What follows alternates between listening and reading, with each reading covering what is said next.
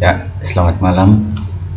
Saya Gabriel Marentek dengan NIM 2002 1106 087. Kali ini saya akan mempresentasikan tugas struktur data topik 3, yaitu terkait dengan tipe data. Langsung saja ke soal nomor 1. Buat program menggunakan larik atau array yang akhir kodenya adalah sebagai berikut: isi elemen dengan indeks 0 975, isi elemen dengan indeks 1 80, dan seterusnya. Ya, langsung saja kita ke source code-nya. Di sini saya menggunakan IDE CodeBlocks. Bisa dilihat ya. Pertama, saya membuat library-nya include iostream, include array, using namespace std. Using namespace std ini berfungsi untuk kita tidak perlu menulis std titik dua kali code seperti itu ya, tidak perlu ditulis berulang-ulang in main ya. Langsung saja array, tipe data, ukuran array. Jadi array short integer, tipe datanya, ukuran array 5, nama array, nilai, isinya 5, 1 2 3 4 5. Kenapa 5? Itu karena isinya 1 2 3 4 5. Oke, for perulangan ya. Untuk short integer i sama dengan 0. Kenapa i sama dengan 0? Karena indeks array dimulai dari 0. I kurang dari nilai dot size. Ini nilai dot size ini nilai array ya, atau isi dari array, ukuran array, yaitu 5. I increment. Jadi untuk i sama dengan 0, jadi kan karena ini i sama dengan 0, jadi 0 kurang dari 5, makanya dia increment atau tambah 1, tambah 1. Jadi 0 tambah 1 tambah 1 tambah 1 tambah 1 sampai kurang dari 5 itu 4. Langsung saja isi out, isi elemen dengan indeks isi elemen dengan indeks 0 sampai 4. Isi elemen dengan indeks i, ini kan 0 sampai 4 ya. Ini karena dia kurang dari 5, jadi 0 sampai 4. Titik 2, nilai, isi dari perulangan i, yaitu 0 sampai 4. Nilai ini mintanya 0 sampai 4, jadi 0 1 2 3 4. Oke, kita run ya. Ini hasilnya, elemen dengan indeks. Ini bisa saja saya rubah langsung dengan ukurannya ya. Ukuran array ini 5, i kurang dari 5.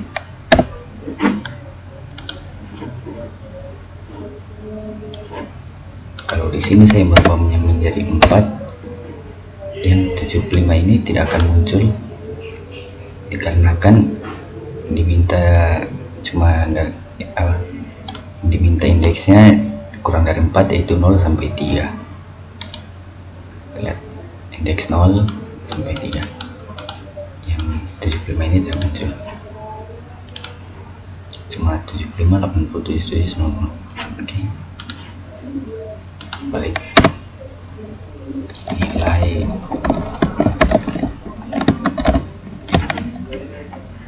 Kalau misalkan ini yang kita rubah, kita bisa menentukan indeksnya yang nomor apa mau ditampilkan. Misalnya kita taruh 2 0 1 2. Jadi yang 77 ini akan muncul sebanyak 4 kali. 77 sebanyak 4 kali. Oke, saya rasa itu saja. Lalu apa yang perlu dijelaskan lagi? Langsung saja ke soal nomor 2, array string.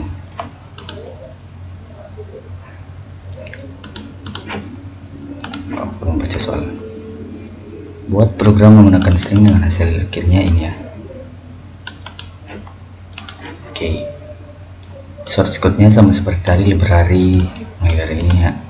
Hanya tipe datanya saja yang beda. Array, tipe data string, ukuran arraynya 5. Nama arraynya subjek. Kpop ini ya. Ini isinya 4, 5. Kenapa 5? Karena isinya 5, 1, 2, 3, 4, 5. Oke, pakai perulangan lagi. Integer i sama dengan 0 seperti yang saya jelaskan tadi. Kenapa ini 0? Karena indeks array dimulai dari 0. Kurang dari subject size. Subject size apa? Kalau ada yang tanya, itu yang seperti saya jelaskan juga tadi. Subject size ini adalah isi dari array atau ukuran array, yaitu 5. Jadinya 5. Jadi 0, untuk 0 kurang dari 5. Ini ya logikanya. Ini kan 0, i sama dengan 0. 0 kurang dari 5, makanya dia akan increment, tambah-tambah gitu ya, karena ini menggunakan perulangan. Lanjut, cout i tambah 1. Kenapa i tambah 1? Karena yang diminta di soal penomorannya dari 1 ya. Jadinya ikan ini dimulai dari 0. Kalau satunya saya hapus, akan muncul 0 sampai 4. Oke, ini 0, 1, 2, 3, 4. Lalu jadinya tidak sesuai soal ya. Jadi plus 1. Subjek, isi dari perulangan, indeks dari perulangan 0 sampai 4. Oke, run. Oke, saya rasa soal ini sama seperti yang tadi ya. Subjek, misalnya kita rubah 3, 0, 1, 2, 3, indeks 0, indeks 1, indeks 2, indeks 3. Andinnya akan muncul sebanyak 4 kali. Andin 5 kali. Indeksnya dimulai dari 0. Salah hitung saya. Jadi andinnya muncul sebanyak 5 kali. Kenapa? Karena kita ingin menunjukkan nilai dari indeks ketiga, yaitu andin. Kalau oke, saya rasa ini sudah seperti tadi ya. Soal sama seperti soal tadi. Lanjutnya soal nomor 3. Buat program menggunakan string yang menampilkan P baris baru A, P baris baru S, dan seterusnya. Pasti bisa. Oke, string baris baru. Include a string using namespace. String kalimat. Di sini kenapa tidak perlu menambahkan ukuran array atau panjang array? Misalnya seperti tadi 5, karena ini langsung di apa ya? Tidak pakai koma, cuma satu isi. Ya, tidak pakai koma seperti yang tadi yang ini. Oke, lanjut. Untuk integer i yang sudah saya jelaskan tadi, i sama dengan 0 karena ini indeks array mulai dari 0. Kalimat size i++, siap. kalimat indeks perulangan I 0 sampai 9 0 sampai 8. Di sini kalau saya mau menaruh nomornya biar lebih gampang mengerti ini.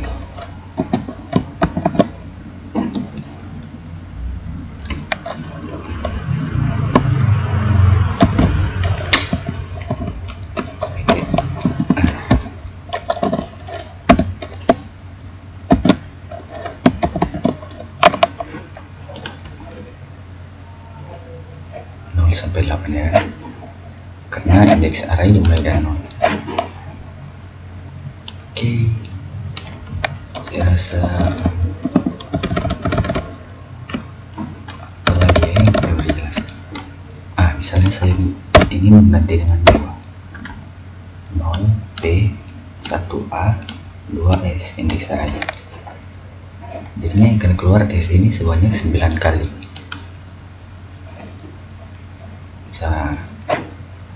Sama seperti 2 soal tadi ini, tapi ya itulah. String pointer program menggunakan pointer yang menampilkan judul pada peristiwa lalu ini, pengarang jumlah include library-nya iostream using namespace seperti tadi ya. String judul pada peristiwa lalu, string pengarang maka D, short in jumlah 2, cout judul ini cout judul reference yang bintang ini, the reference yang dan judul, sama lagi cout pengarang reference, the reference pengarang, cout jumlah reference, the reference jumlah. Lalu kita run.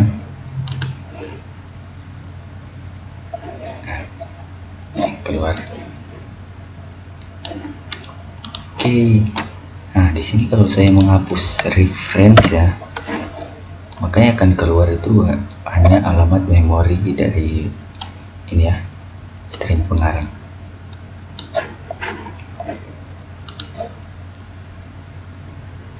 Ya kan?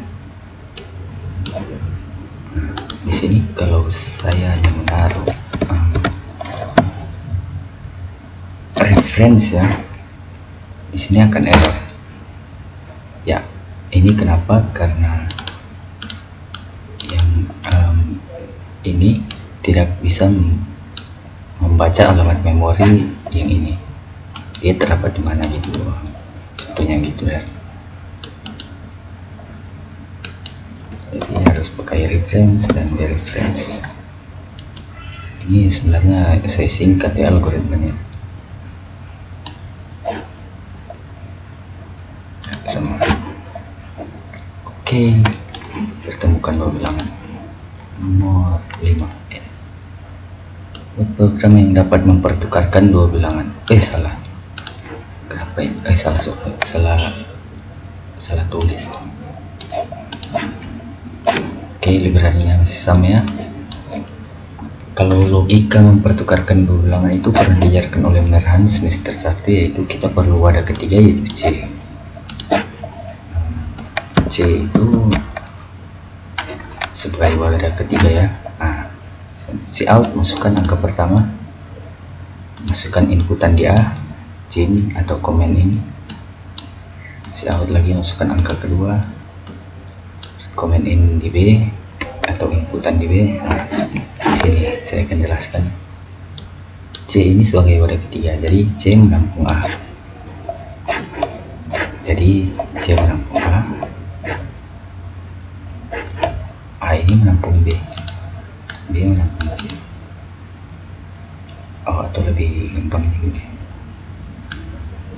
A ini jadi C, jadi A nya kan kosong. Atau gini ya, A ditampung C, A nya kan kosong, jadi A sekarang menampung B gitu.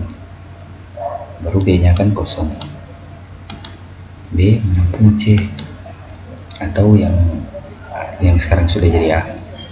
Oke. Maaf kalau logika saya masih buruk ya. Ya, kita coba jalankan programnya. Masukkan angka pertama itu contohnya 9, angka kedua 6, jangan, bahaya, 5. Angka pertama sekarang jadi 5, angka kedua jadi 9. Padahal yang A itu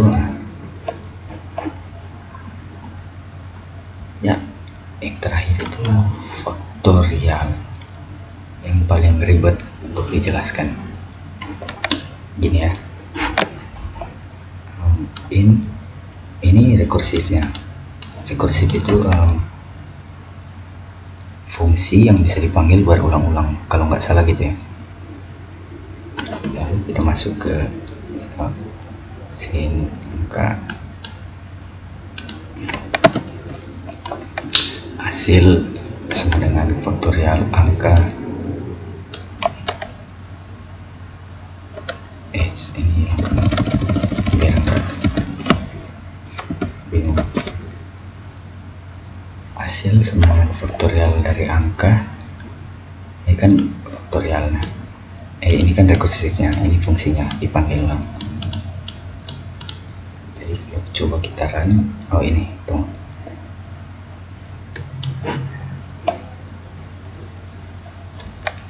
faktorial dari 5 faktorial kan itu saya jelaskan ya, sabar ya. Faktorial dari 5 itu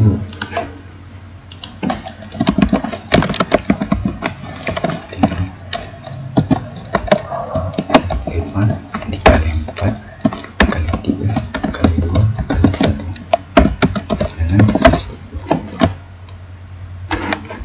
Jadi faktorial dari hasil itu faktorial dari angka yang kita masukkan. Ini faktorial, ini fungsinya dikasih batas ya, agar tidak terjadi infinite rekursif atau rekursif tidak berakhir. Jika n kurang dari sama dengan 1, kenapa 1? Karena faktorial 1 itu sama dengan 1, faktorial 1 5 kali 4 kali 3 kali 2 kali sama dengan 1 ya. Punya gitu, dikasih batas agar tidak kurang dari atau sama dengan 1.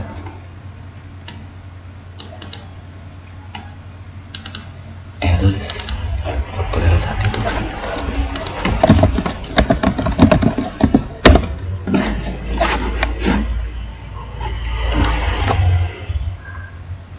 mati wifi tetangga. Faktorial 1 itu 1 kayaknya. Jadi si out juga jika n kurang dari 1, maka yang ditulis adalah n. Tuh, kalau kita menaruh 1, maka yang ditulis juga akan 1. Juga code n, kalau kita tidak menaruh 1, maka yang akan ditulis faktorialnya ini n kali faktorial n kurang 1. Setelah 2 kita menulis 2, akan ditulis itu 2 kali faktorial 2 kurang 1. Yang ini akan berulang-ulang ya, karena fungsinya dipanggil berulang-ulang gitu. Jadi 2 kurang 1, misalnya kalau di sini kita menaruh 4 inputannya, sini 4, di sini kurang 4 kurang 1 3, baru 4, 3 kurang 1 2, 2 kurang 1 1, sampai gitu. Oke, ini fungsi rekursif. Ini sebenarnya bisa kita pindahkan di atas ya, biar lebih gampang mengertinya.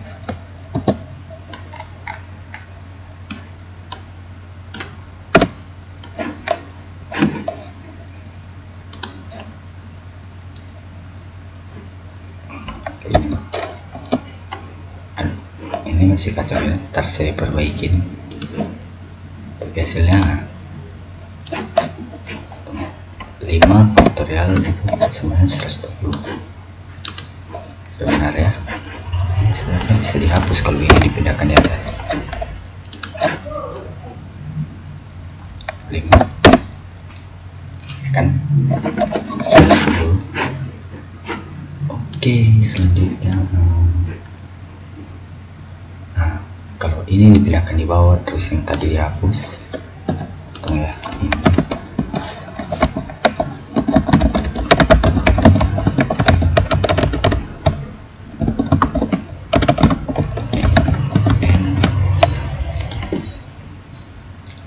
Kita pindahkan di bawah lagi.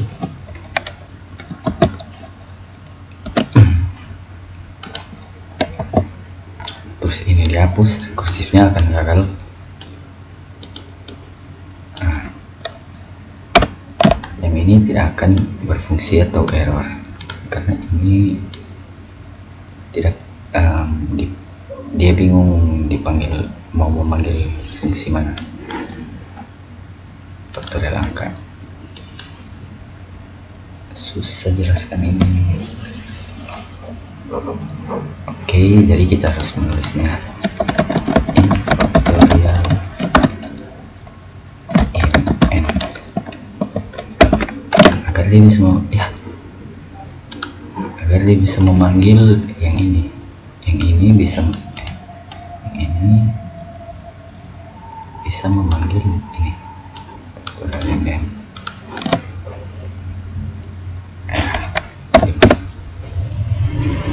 Saya rasa cukup sampai situ.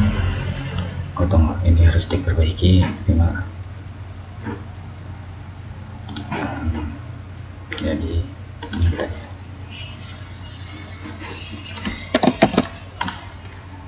5 kali 4 kali 3 kali 2 kali 1. Oh, ini jumlahnya. Coba terang lagi.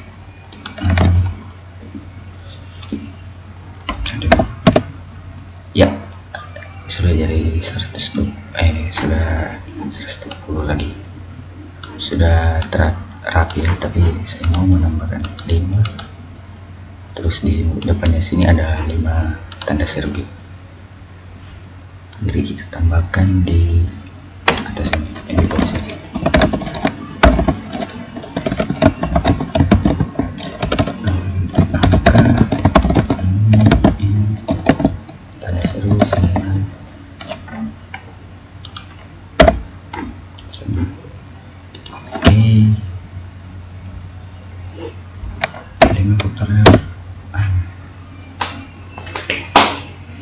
Oke, saya rasa cukup sampai sini. Mohon maaf kalau ada salah, mohon dikoreksi.